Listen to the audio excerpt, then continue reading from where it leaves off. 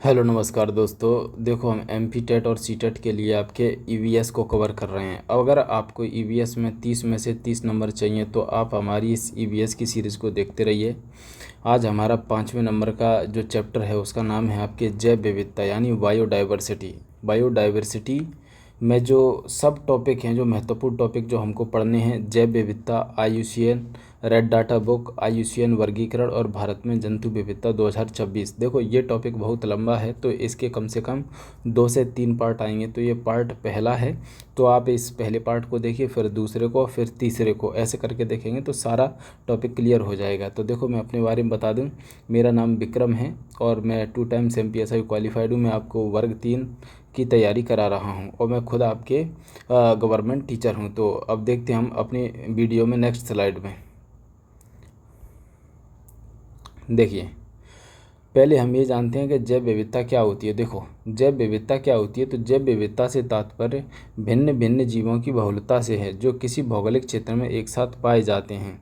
इसमें वनस्पति एवं जंतुओं की समस्त प्रजातियां आ जाती है। तो जैव विविधता से संबंधित क्या तात्पर्य है कि भिन्न भिन्न जीवों की जो बहुलता है उससे संबंधित है। इसमें आपके चाहे भले वो पादप हो चाहे जंतु हो, सारी चीज़ें आ जाती हैं। जैव का मतलब होता है सजीव। सजीव में आपके पादप और जंतु, इनकी जहाँ विविधता है वहीं आपकी जैव विविधता होती है। अब जैव विविधता से संबंधित कुछ महत्वपूर्ण फैक्ट हैं जो आपको पता होना चाहिए। जैसे जैविक विविधता, ये है आपकी, देखो ऊपर है जैव विविधता और ये है जैविक विविधता यानी बायोलॉजिकल डाइवर्सिटी। तो इस शब्द का सर्वप्रथम प्रयोग 1968 में एक वन्य जीव वैज्ञानिक थे, उनका नाम था रेमंड एफ दासमैन। इनकी पुस्तक का नाम है अ डिफरेंट काइंड कंट्री। क्या है? अ डिफरेंट काइंड कंट्री, ये इनकी पुस्तक है। तो इस पुस्तक में आपके जैविक विविधता शब्द का प्रयोग किया है। लेकिन जो जैव विविधता शब्द का प्रयोग है, जैव विविधता शब्द का प्रयोग 1985 में आपके वाल्टर जी रोजन द्वारा किया गया था। तो दोनों ही अलग हैं, एक है जैविक विविधता और दूसरी है आपकी जैव विविधता। तो दोनों को ही आपको याद रखना है। वहीं आपके नेक्स्ट देखते हैं कि जैव विविधता से संबंधित कुछ महत्वपूर्ण फैक्टर जो आपको पता होना चाहिए, जो एग्जाम में आते ही आते हैं। देखो, किसी क्षेत्र की जो जैव विविधता होती है वो कुछ कारकों पर निर्भर करती है। जैसे वो जलवायु, जल में देखो जल और वायु यानी पानी और हवा, इन पर निर्भर करती है। दूसरा आपके मृदा पर, वहाँ की मृदा कैसी है तो उसी मृदा के अनुसार वहाँ के पादप जंतु, ये सब चीज़ें होंगे। वहीं आपके नेक्स्ट तापमान पर निर्भर करेगी, आर्द्रता पर निर्भर करेगी, आर्द्रता मतलब नमी, और आपके प्रकाश की उपलब्धता पर निर्भर करती है। यानी किसी स्थान की जो जैव विविधता होगी कुछ कारकों पर निर्भर करती है, जिनमें आपकी जलवायु है, मृदा है, तापमान है, आर्द्रता है, प्रकाश है, इन पर निर्भर करती है। विश्व में जो सर्वाधिक जैव विविधता है वो 10 डिग्री उत्तर से लेकर के 10 डिग्री अक्षांश के मध्य पाई जाती है। यहाँ जो वन पाए जाते हैं वो कैसे वन पाए जाते हैं? उष्णकटिबंधीय वर्षा वन पाए जाते हैं, क्योंकि वहाँ पादप एवं जंतु विकास की अनुकूलतम दशाएं पाई जाती हैं। यानी जैसे हमारी जो धरती है, धरती पे आपके बीच वाली रेखा कौन सी होती है? 0 डिग्री यानी विषुवत रेखा, और यहाँ 23.5 पे कर्क रेखा और नीचे आपके मकर रेखा। तो 0 से 10 डिग्री, 0 से 10 डिग्री उत्तर और 0 से 10 डिग्री दक्षिण, इनके मध्य जो क्षेत्र है तो यहाँ पे आपके पादप और जंतुओं की जो विविधता है वो सर्वाधिक है, क्योंकि यहाँ जैव विविधता के लिए अनुकूलतम दशाएं पाई जाती हैं। भारत में सबसे ज़्यादा जो जैव विविधता है वो कहाँ मिलेगी? तो वो पश्चिमी घाट में मिलेगी और पूर्वी हिमालय में मिलेगी। यानी भारत का चित्र ऐसा है, तो यहाँ आपके पूर्वी हिमालय में और यहाँ आपके पश्चिमी घाट में सर्वाधिक जैव विविधता मिलेगी। विश्व में जो जैव विविधता दिवस है वो प्रतिवर्ष कब मनाया जाता है? 22 मई को मनाया जाता है। विश्व जैव विविधता दिवस 2026 की थीम क्या रखी गई है आपको पता होना चाहिए। तो इसकी थीम है वैश्विक प्रभाव के लिए स्थानीय स्तर पर कार्य करना। क्या थीम रखी गई है? तो वैश्विक प्रभाव के लिए स्थानीय स्तर पर कार्य करना है। वहीं आपके नेक्स्ट देखिए कि जैव विविधता से एक संबंधित पुस्तक है, उसका नाम है टुमारोज बायोडाइवर्सिटी। तो टुमारोज बायोडाइवर्सिटी पुस्तक के लेखक कौन है? तो वो उनका नाम है वंदना शिवा। भारत का कुल क्षेत्रफल विश्व के कुल क्षेत्रफल का कितना है ये भी आपको ध्यान रखना है, 2.4%। यानी भारत का जो क्षेत्रफल है 32,87,263 वर्ग किलोमीटर, 32,87,263 लाख वर्ग किलोमीटर। तो ये जो है ना, ये जो पूरे विश्व के क्षेत्रफल का कितना परसेंट है? 2.4% है। जबकि यहाँ विश्व की अब तक ज्ञात सभी पादप एवं जंतु प्रजातियों की लगभग कितना परसेंट रहती है? तो भारत में आपके 7 से 8% प्रजातियाँ पाई जाती हैं। भारत में लगभग आपके 47,500 तो पादप प्रजातियां पाई जाती है, जो विश्व की कुल पादप प्रजातियों का कितना है 7% है। और भारत में लगभग आपके 91,000 जंतु प्रजातियां पाई जाती हैं, जो विश्व के जंतु समुदाय का लगभग कितना है 6.5% है।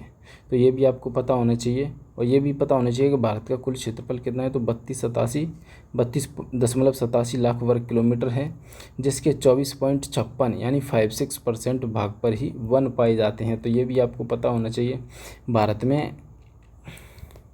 अब इधर आपको ये टुमारोज बायोडाइवर्सिटी जो पुस्तक है, देखो ये यहाँ है। तो इसके जो लेखक हैं वो हैं आपके कौन, वंदना शिवा हैं, जो लेडीज़ हैं। तो ये भी आपको पता होना चाहिए। और कुछ आपके जो मोस्ट इम्पोर्टेंट देखो यहाँ भी लिखा है, जैव विविधता का मतलब होता है जीवों की विविधता, चाहे भले वो पादप हो, चाहे जंतु हो, चाहे जल के अंदर हो या फिर ज़मीन के ऊपर हो। वहीं आपके उष्णकटिबंधीय वर्षावन कौन से होते हैं, जो 0 से 10 यानी 10 डिग्री उत्तर और 10 डिग्री दक्षिण के मध्य पाए जाते हैं, दक्षिणी अक्षांशों के मध्य पाए जाते हैं। पश्चिमी घाट और पूर्वी हिमालय भारत में सबसे ज़्यादा जैव विविधता यहीं मिलेगी। वहीं आपके 22 मई को आपके विश्व जैव विविधता दिवस मनाते हैं। वहीं चलते हैं नेक्स्ट स्लाइड पे, तो देखते हैं अब रेड डाटा बुक के बारे में। यानी IUCN जो संस्था है वो आपके जो लाल सूची बुक जारी करती है, इसके बारे में कुछ ज़रूरी फैक्ट हैं, तो आपको ये पता होना चाहिए। तो देखो, पारिस्थितिक संकट का अध्ययन करने के लिए 1948 में IUCN international union for conservation of nature, इसका फुल फॉर्म भी आपको पता होना चाहिए। तो 1948 में IUCN की स्थापना होती है। इसका मुख्यालय कहाँ है, स्विट्ज़रलैंड में, ये भी आपको पता होना चाहिए।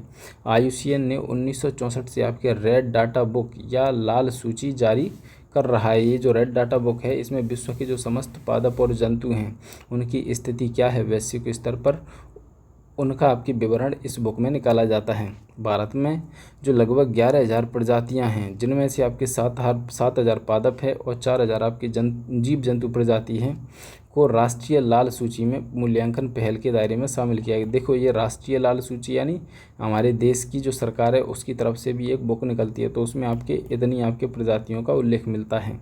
जबकि वैश्विक स्तर पर जो IUCN रेड लिस्ट जारी होती है, उसमें भारत की 132 प्रजातियां अत्यंत संकटग्रस्त श्रेणी में सूचीबद्ध है। यानी क्रिटिकल एंडेंजर्ड में IUCN की जो रेड लिस्ट निकलती है उसमें कितनी प्रजातियां भारत की, तो 132 प्रजातियां हैं।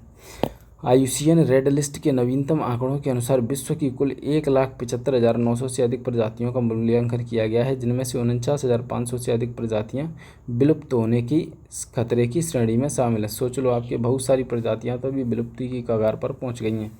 अब जैसे IUCN जो रेड लिस्ट है, इसने एक अनुमान लगाया है कि विश्व में जो कोरल है इसका जो 44% है ना, वो संकटग्रस्त समूह की श्रेणी में है। वहीं आपके उभयचर का 41% यानी जो जल और थल दोनों में रहते हैं उस प्राणी के जो समूह हैं, तो उनका 41% अब संकटग्रस्त की स्थिति में है। 38% पेड़ों की स्थिति संकटग्रस्त है और 38% सार की स्थिति भी संकटग्रस्त की स्थिति में है। तो ये भी आपको पता होना चाहिए। वहीं आपके नेक्स्ट देखते हैं कि जो IUCN संस्था है ना, जब ये वर्गीकरण करती है पादप और जंतुओं का, तो उसके लिए आपके 9 श्रेणी डिसाइड करती है कि विश्व के समस्त पादप और जंतुओं को इन 9 श्रेणियों में ही डाल देती है। तो देखो, पहली जो श्रेणी है उसका नाम है आपके विलुप्त यानी एक्सटिंक्ट। के देखो, एक्सटिंक्ट का मतलब ये होता है कि उस प्रजाति का कोई भी जीवित सदस्य अब धरती पर ना बचा हो। ठीक है, तो वो होती है आपके एक्सटिंक्ट यानी विलुप्त। वन विलुप्त यानी वह प्रजाति वनों से पूर्णतः खत्म हो चुकी हो और उसके बचे हुए सदस्य केवल चिड़ियाघरों में मिलते हो। यानी वनों से वो वन आपके समाप्त हो गए, केवल उसके जो कुछ अवशेष हैं वो चिड़ियाघरों में मिलते हैं। गंभीर संकटग्रस्त यानी CR का मतलब ये होता है कि पिछले 10 वर्षों में उस प्रजाति की जनसंख्या में 90% से अधिक की कमी दर्ज की गई हो और उस प्रजाति की जनसंख्या 250 से कम हो गई हो। संकटग्रस्त में कौन आएगा, जो पिछले 10 वर्षों में 70% की आबादी उसकी कम हो गई हो, अथवा उस प्रजाति की जो वर्तमान जनसंख्या वो 25,000 से कम हो गई हो, 2500 से कम हो गई हो। वहीं आपके संवेदनशील यानी वल्नरेबल यानी VU, इसमें कौन आएंगे, तो पिछले 10 वर्षों में जिसकी आबादी 50% से कम हो गई हो और उस प्रजाति की वर्तमान जो जनसंख्या है 10,000 से कम हो। वहीं आपके नेक्स्ट है संकटापन्न जो कि हमारा 6वीं श्रेणी है। इस प्रजाति में निकट भविष्य में संकटग्रस्त होने की संभावना, यानी वर्तमान में संकट नहीं है लेकिन आने वाले भविष्य में आपके संकटापन्न होने की स्थिति बनी हुई है। संकट मुक्त यानी इस श्रेणी में जो प्रजाति होती है इसको बहुत कम खतरा होता है। इस श्रेणी की प्रजाति की भविष्य में संकटग्रस्त होने का खतरा नहीं होता है। नेक्स्ट जो श्रेणी है उसकी 8वीं, उसका नाम है आंकड़ों का अभाव। इस प्रजाति के विषय में आंकड़ों की कमी से उसकी संरक्षण स्थिति और संकट का अनुमान नहीं लगाया जा सकता, ऐसा IUCN लिखता है। अनाकलित यानी उस प्रजाति के संरक्षण के संबंध में IUCN के संरक्षण मानदंड का आकलन नहीं किया जा सकता। तो इस प्रकार से जो IUCN संस्था है वो आपके 9 श्रेणियों में प्रत्येक प्रजाति को डालती है। अब ये देखते हैं कि भारत की कौन से जो जीव जंतु हैं वो किस श्रेणी में डले हुए हैं, वो हम देखने की कोशिश करते हैं। तो देखें, भारत में जंतु विविधता है, तो आपको ये पता होना चाहिए कि भारत में जो बाघ हैं, बाघ को IUCN की श्रेणी में कौन सी में डाला गया है, तो ये डाला गया है आपके संकटग्रस्त श्रेणी में डाला गया है, ठीक है। और ये जो बाघ है वो आपके भारत, नेपाल, भूटान, कोरिया, अफगानिस्तान, इंडोनेशिया में अधिकाधिक पाया जाता है।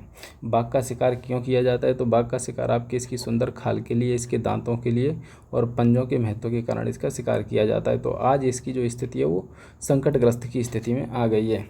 ऐसे ही जो एक सींग वाला गैंडा है, ये एक सींग वाला गैंडा है जो कि भारत के काजीरंगा जो कि असम में नेशनल पार्क है, वहीं आपके मानस राष्ट्रीय उद्यान जो कि असम में है, पार्वती वन्यजीव अभ्यारण्य जो भी असम में है, हिमालय की तलहटी में लंबी घास भूमि वाले प्रदेश में आपके ये से एक सींग वाले गैंडे पाए जाते हैं। इसकी IUCN श्रेणी में स्थिति क्या है, वो है आपके संवेदनशील यानी वल्नरेबल हैं, ठीक है। संवेदनशील का मतलब क्या होता है वो मैंने अभी बताया है। संवेदनशील का मतलब ये होता है कि उसकी 50% आबादी ख़त्म हो गई हो और गंभीर संकटग्रस्त में उसकी 90%, ठीक है। तो ये भी आपको पता होना चाहिए। वहीं नेक्स्ट देखते हैं आपके गंगा डॉल्फिन। तो जो गंगा डॉल्फिन होती है, गंगा डॉल्फिन के बारे में आपको ये पता होना चाहिए कि भारत में जो गंगा डॉल्फिन है उसकी 15 से अधिक प्रजातियां पाई जाती है और ये आपके गंगा, ब्रह्मपुत्र, सिंधु और मेघना नदियों के प्रवाह तंत्र में पाई जाती है। गंगा डॉल्फिन भारत की नदियों में पाई जाने वाला आपके एकमात्र स्तनपायी है जो नदियों में पाया जाता है। यूँ तो जो ब्लू व्हेल होती है वो भी आपकी स्तनपायी होती है, लेकिन वो समुद्र में पाई जाती है। यह जल के अंदर सांस नहीं लेती है। ध्यान रखना, ये जो गंगा डॉल्फिन है ये जल के अंदर सांस नहीं ले पाती है, इसीलिए प्रत्येक 30 से 120 सेकंड में एक बार जल की सतह पर आकर सांस लेती है। इसे मीठे जल का बाघ भी कहा जाता है। भारत ने आपके वर्ष 2009 में गंगा डॉल्फिन को राष्ट्रीय जलीय जीव भी घोषित किया गया है। और राष्ट्रीय जो हमारा जलीय जीव गंगा डॉल्फिन है इसकी IUCN श्रेणी में स्थिति क्या है, तो वो संकटग्रस्त हैं, यानी गंभीर संकटग्रस्त में नहीं है, लेकिन संकटग्रस्त की स्थिति में लगभग 70% आबादी इसकी ख़त्म हो चुकी है। ऐसे ही आपके बाघ की स्थिति भी संकटग्रस्त है, यानी 70% आबादी चली गई है। उसके बाद नेक्स्ट है आपके ग्रेट इंडियन बस्टर्ड। तो यह देखो, ग्रेट इंडियन बस्टर्ड इसका ये क्षेत्र है।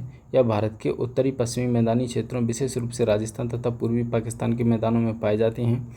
भारत में इनके शिकार पर प्रतिबंध है तथा इसे राजस्थान का राजकीय पक्षी भी घोषित किया है। यानी ग्रेट इंडियन बस्टर्ड आपके राजस्थान का राजकीय पक्षी भी है। और IUCN श्रेणी में इसकी स्थिति क्या है, यानी गंभीर संकटग्रस्त यानी क्रिटिकल एंडेंजर्ड।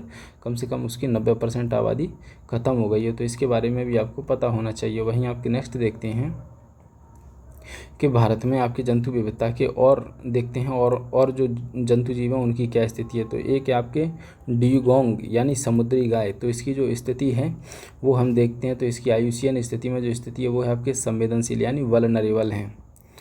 देखो, यह भारत में मुख्यतः कच्छ एवं मन्नार की खाड़ी में पाई जाती है। कच्छ की खाड़ी कहाँ है, आपके गुजरात के निकट है। मन्नार की खाड़ी तमिलनाडु के निकट है। वहीं आपके लाल सागर में इसकी बहुत सर्वाधिक विविधता है, सर्वाधिक संख्या में ये पाए जाते हैं। इसका जो शिकार है वो आपके मांस और तेल के लिए किया जाता है, तो ये भी आपको पता होना चाहिए। वहीं आपके नेक्स्ट आपके घड़ियाल और मगरमच्छ में अंतर ये होता है, जो घड़ियाल का मुँह है आपके लंबा होता है और मगरमच्छ का थोड़ा सा चौड़ा टाइप का सा होता है। ये जो घड़ियाल है ये चंबल अभ्यारण्य और राजस्थान व मध्य प्रदेश में ये पाए जाते हैं। उसके बाद आपके सोन, गंडक, हुगली व घाघरा नदियों में ये पाए जाते हैं। इसकी जो वर्तमान स्थिति है वो है आपके गंभीर संकटग्रस्त यानी 90% ख़त्म हो चुकी है इसकी स्थिति। वहीं आपके नेक्स्ट आपके ओलिव रिडले कछुआ। तो इसके बारे में तो आपके खास आपको पता होना चाहिए। इसकी जो IUCN श्रेणी है वो है आपके संवेदनशील हैं, यानी लगभग 50% ख़त्म हो चुकी है। अब इसके बारे में पढ़ लेते हैं कि यह दक्षिणी अटलांटिक, प्रशांत एवं हिंद महासागर सहित केवल गर्म जल में पाए जाते हैं। यह प्रतिवर्ष शीतकाल में उड़ीसा के तट पर बड़ी संख्या में प्रवास के लिए आते हैं, यानी उड़ीसा के तट पर ये प्रत्येक साल आपके प्रवास के लिए आते हैं। यह अनोखी घटना क्या कहलाती है? अरबिडा कहलाती है। यानी जब ये आते हैं प्रवास के लिए तो इस घटना को क्या कहते हैं? अरबिडा कहते हैं। गहरे पीले हरे रंग वाले इन कछुओं की सर्व प्रमुख विशेषता यह है कि यह लंबी यात्राएं करके सामूहिक प्रजनन हेतु एकत्र होते हैं, यानी अंडे देने के लिए आपके उड़ीसा के तट पर आते हैं। और ये जो घटना होती है उसको क्या कहते हैं? अरबिडा कहते हैं। और ये कहाँ से आते हैं? तो ये दक्षिणी अटलांटिक, प्रशांत एवं हिंद महासागर सहित केवल गर्म क्षेत्रों से आते हैं, गर्म क्षेत्रों में पाए जाते हैं। और ये दक्षिण अमेरिका और उत्तरी अमेरिका के तटों से आ जाते हैं। वहीं आपके नेक्स्ट है, इसकी एक और पॉइंट बचा है कि मादा कछुए द्वारा एक समय में आपके 100 से 150 अंडे दिए जा सकते हैं और अंडे देने के बाद ये चले भी जाते हैं। वहीं आपके नेक्स्ट है आपके लाल पांडा। तो लाल पांडा की जो स्थिति IUCN श्रेणी की है वल्नरेबल यानी 50% ख़त्म हो चुकी है। वहीं आपके देखते हैं भारत के पूर्वी हिमालय एवं उत्तरी पूर्वी क्षेत्र में 400 से 1500 मीटर की ऊंचाई तक सिक्किम, अरुणाचल प्रदेश, दार्जिलिंग तथा उत्तरी म्यांमार, चीन व नेपाल के कुछ भागों में अब पाए जाते हैं। यह शाकाहारी जीव होते हैं। कैसे होते हैं? शाकाहारी जीव होते हैं जो भोजन में आपके बाँस के पत्तों को ये खाते हैं। कौन? लाल पांडा। तो और बांसों के झुरमुट में ही यानी बांसों के बीच में ही आपके निवास करते हैं। अरुणाचल प्रदेश में इनको क्या कहते हैं? तो अरुणाचल प्रदेश में इनको क्या कहते हैं? कैटवियर कहते हैं। क्या कहते हैं? कैटवियर कहते हैं। वहीं आपके नेक्स्ट देखते हैं भारत में और जीवों की क्या स्थिति है। तो देखो, एक है आपके कस्तूरी मृग। तो कस्तूरी मृग के बारे में बता दूं, इसकी जो IUCN श्रेणी में स्थिति है वो है आपके संकटग्रस्त। देखो, कस्तूरी मृग हिमाचल प्रदेश की चंबा घाटी से लेकर के सिक्किम तक पाए जाते हैं। शिकारी देवी अभ्यारण्य जो कि आपके कहाँ है? हिमाचल प्रदेश में। इसको भी ध्यान रखिए, शिकारी देवी अभ्यारण्य कहाँ है? हिमाचल प्रदेश में। तथा बद्रीनाथ अभ्यारण्य जो कि उत्तराखंड में है, कस्तूरी मृग के लिए प्रसिद्ध वन्यजीव अभ्यारण्य। तो 2 अभ्यारण्य कौन से? एक है शिकारी देवी और दूसरा है आपके बद्रीनाथ। कस्तूरी एक सुगंधित पदार्थ होता है जो नर कस्तूरी मृग पेट के नीचे स्थित प्रीप्यूटल ग्रंथि से प्राप्त किया जाता है। इसके पेट के नीचे एक ग्रंथि होती है, उसका नाम है प्रीप्यूटल ग्रंथि। इससे एक सुगंधित पदार्थ कस्तूरी प्राप्त किया जाता है। ठीक है, तो उससे आपके क्या बनाया जाता है? उससे सेंट बनाया जाता है। औषधि, इत्र तथा अन्य प्रसाधन उत्पादों के निर्माण हेतु कस्तूरी के महत्व के कारण विलुप्त के कगार पर पहुंच चुके, यानी इसी इत्र बनाने के चक्कर में इसका शिकार किया जाता है। और आज स्थिति ये है इसकी कि ये संकटग्रस्त की स्थिति में आ गया है। वहीं नेक्स्ट है आपके नाम दफ़ा उड़न गिलहरी। तो इसकी जो IUCN श्रेणी है वो कौन सी? आपके गंभीर संकटग्रस्त, यानी 90% की आबादी खत्म हो चुकी है। नामदफा जो उड़न गिलहरी है अरुणाचल प्रदेश के नामदफा राष्ट्रीय उद्यान में पाई जाती है। तो ये भी आपसे पूछा जाएगा कि नामदफा नेशनल पार्क कहाँ है? तो वो है अरुणाचल प्रदेश में। और यह कैसी होती है? रात्रिचर होती है तथा वृक्षों पर रहना ही पसंद करती है, वृक्षों पर ही रहती है। यह पक्षियों एवं चमगादड़ों की तरह नहीं उड़ती है, बल्कि एक वृक्ष से दूसरे वृक्ष पर सफलता से आपकी छलांग लगाना जानती है। कौन सी? ये नामदफा उड़न गिलहरी। वहीं 11वें नंबर में देखते हैं हिम तेंदुआ। इसकी जो IUCN श्रेणी है वो कैसी? आपके संकटग्रस्त, यानी 70% आपके ख़त्म हो चुकी है। यह हिमालय, हिमाचल प्रदेश, जम्मू कश्मीर, सिक्किम, उत्तराखंड, पामीर, हिंदुकुश, काराकोरम तथा हिमाचल प्रदेश आदि श्रेणियों में पाए जाते हैं। सामान्यतः ऊंचे पर्वतीय ढलानों पर रहने वाले शिकारी पशु होते हैं। देखो, यह हिमाचल प्रदेश का राजकीय पशु भी है और इनको पहाड़ों का भूत भी कहा जाता है। इनकी 60% से अधिक संख्या मध्य एशिया में पाई जाती है। बेहद शर्मीला माने जाने वाला यह जानवर हाल ही में सिक्किम में देखा गया था। इसको क्या कहते हैं? हिम तेंदुआ। भारत सरकार द्वारा वर्ष 2009 में इनके संरक्षण हेतु प्रोजेक्ट लेपर्ड चलाया गया था। देखो, 2009 में ही गंगा डॉल्फिन को राष्ट्रीय जलीय जीव घोषित किया गया और 2009 में ही भारत सरकार ने आपके प्रोजेक्ट लेपर्ड चलाया था इनके संरक्षण के लिए। वहीं नेक्स्ट देखते हैं आपके नीलगिरी ताहर। तो नीलगिरी ताहर, इनके चित्र आप देखते रहें। तो नीलगिरी ताहर की जो IUCN स्थिति है वो क्या है? संकटग्रस्त की स्थिति में है। नीलगिरी जो ताहर है वो पश्चिमी घाट, केरल तथा तमिलनाडु के पर्वतीय क्षेत्रों में पाया जाता है और ये तमिलनाडु का आपके राजकीय पशु भी है। कौन? नीलगिरी ताहर। वहीं नेक्स्ट आपके पिग्मी हॉल जो कि सुअर की सबसे छोटी प्रजाति होती है। IUCN श्रेणी इसकी क्या है? गंभीर संकटग्रस्त है। पिग्मी जो हॉग है भारत में मानस वन्यजीव अभ्यारण्य असम और उसके आसपास के क्षेत्रों में पाया जाता है। यह विश्व का सबसे छोटा जंगली सुअर है जो घास भूमियों में वास करता है। तो ये भी आपको पता होना चाहिए। वहीं आपके नेक्स्ट देखते हैं, नेक्स्ट है आपके बंगाल फ्लोरिकन। तो बंगाल जो फ्लोरिकन होता है इसकी जो IUCN श्रेणी है वो है आपके गंभीर संकटग्रस्त, यानी 90% आपके ख़त्म हो चुकी है। यह उत्तर प्रदेश, असम एवं अरुणाचल प्रदेश, कंबोडिया तथा नेपाल के कुछ क्षेत्रों में पाया जाता है। यह अपने आकर्षक नृत्य के लिए मशहूर एक दुर्लभ बस्टर्ड प्रजाति है। तो ये डांस टाइप का सा करता है। घास के मैदानों में पाया जाता है। ये नृत्य के समय नर पक्षी अत्यंत आकर्षक प्रदर्शन करता है। जो नर होता है मादा को लुभाने के लिए आपके इस तरीके से डांस करता है। वहीं आपके नेक्स्ट है आपके हिमालय बटेर। इसका भी देखो काफ़ी शिकार किया जाता है बहुत सारे क्षेत्रों में। तो हिमालय जो बटेर होती है इसकी जो स्थिति क्या है IUCN में, तो वो है आपके गंभीर संकटग्रस्त, यानी 90% ख़त्म हो चुकी है। यह पश्चिमी हिमालय में लंबी घासवा झाड़ियों में पाई जाती है। औपनिवेशिक काल में इसका अत्यधिक शिकार होने के कारण इनका अस्तित्व संकट में आ गया। यानी जब अंग्रेज़ थे ना भारत में, तो उस टाइम पे इसका शिकार करते थे और इसको मार के खाते थे। 1876 के बाद वर्ष 2003 में इस प्रजाति को नैनीताल में देखा गया। सोचो 1876 के बाद कब देखा गया? 2003 में नैनीताल में। वहीं आपके नेक्स्ट आपके गिद्ध। IUCN श्रेणी इसकी गंभीर संकटग्रस्त है, यानी 90% आबादी खत्म हो चुकी है। गिद्ध कैसा है? तो गिद्ध आपके एक अपमार्जक की तरह काम करता है, जो मृत पशुओं का भक्षण कर पर्यावरण को स्वच्छ बनाता है। तो गिद्ध क्या करता है? जो मरे हुए जो पशु पक्षी जो भी हैं उसको ये खाता है और प्रकृति को साफ करता है, इसलिए प्रकृति का ये अपमार्जक है, जैसे सूक्ष्म जीव होते हैं। भारत में गिद्धों की मुख्य 4 प्रजातियां पाई जाती हैं, जो सभी गंभीर संकटग्रस्त की स्थिति में हैं। देखो ये गिद्धों की जो 4 प्रजातियां वो ये रहीं। पहला है आपके सफ़ेद पीठ वाला गिद्ध, यानी उसकी पीठ सफ़ेद रहेगी। दूसरा है लंबी चोंच वाला गिद्ध, और तीसरा है पतला चोंच वाला गिद्ध, और चौथा है आपके मिस्त्री गिद्ध। तो ये 4 प्रजातियाँ हैं जो भारत में पाई जाती हैं। देखो इसकी जो मृत्यु हो रही है उसका एक कारण है क्या? एक दवाई है आपके औषधि डाइक्लोफिनेक। इस औषधि को क्या है? पशुओं में सूजन और दर्द निवारक के रूप में दिया जाता है। जब ये पशु दर्द निवारक जब मर जाते हैं तो इनको फेंक के आ जाते हैं लोग, तो फेंक के आ जाते हैं तो वहाँ गिद्ध उनको खाने के लिए आ जाती हैं। तो ये जो दवाई होती है डाइक्लोफिनेक, ये गिद्धों के शरीर में भी चली जाती है और उनकी जो किडनी होती है इसको ख़राब कर देती है, जिससे इन गिद्धों की मृत्यु हो जाती है। तो आज इन गिद्धों की स्थिति कैसी हो गई है? गंभीर संकटग्रस्त की स्थिति में आ गई है। वहीं नेक्स्ट है आपके डांसिंग फ्रॉग। इसकी जो IUCN श्रेणी है वो है आपके संवेदनशील। ये जो मेंढक होता है भारत के पश्चिमी घाट में पाए जाते हैं। इन्हें डांसिंग फ्रॉग नाम क्यों दिया गया है? तो ये प्रजनन हेतु अनुकूल मौसम में मादा मेंढकों को लुभाने के लिए अपने पैरों को हिलाने की आदत के लिए दिया जाता है। डांसिंग फ्रॉग यानी ये जो मेंढक होता है ये मादा मेंढक को लुभाने के लिए, ताकि वो प्रजनन कर सके उसके साथ, लुभाने के लिए आपके इस तरीके से पैर को हिलाता है, इसीलिए इसको कहा गया है आपके डांसिंग फ्रॉग। वहीं आपके नेक्स्ट देखते हैं। नेक्स्ट है आपके सुनहरा लंगूर।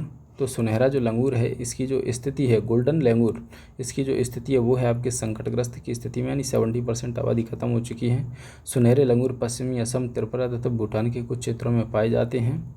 यह ऊंचे पहाड़ों पर रहना पसंद करते हैं तथा सामान्यतः समूह में रहते हैं। वहीं आपके नेक्स्ट देखते हैं आपके कश्मीरी हंगुल। इसकी जो स्थिति है वो है आपके गंभीर संकटग्रस्त है। कश्मीरी हंगुल नाम से प्रसिद्ध यह हिरण यूरोपियन रेंडियर की एक उपप्रजाति है। यह जम्मू कश्मीर का राजकीय पशु भी है क्या? कश्मीरी हंगुल।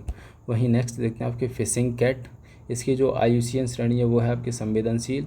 यह दक्षिण पूर्व एशिया, हिमालय के तराई क्षेत्र एवं पूर्व भारत तथा आंध्र प्रदेश तट, कृष्णा तट, मोहाना, पश्चिम बंगाल तथा केवलादेव राष्ट्रीय उद्यान में पाई जाती है। आर्द्र भूमियों के विनाश के कारण इनके लिए संकट उत्पन्न हो गया है। यह आपके पश्चिम बंगाल का आपके राजकीय पशु भी है। कौन? ये फिशिंग कैट। वहीं आपके नेक्स्ट देखते हैं साइबेरियन सारस।